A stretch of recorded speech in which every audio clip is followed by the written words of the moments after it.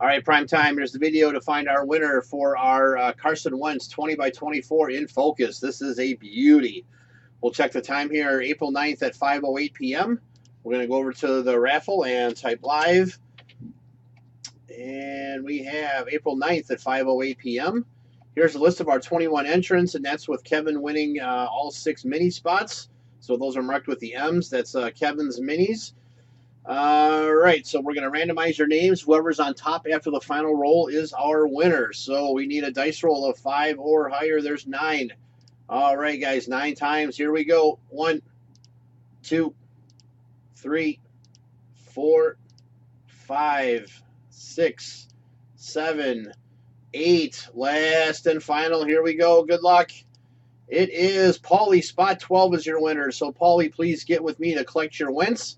There's our verification code, our timestamp, once again, April 9th, 5:08 p.m. That's it, guys. Thanks.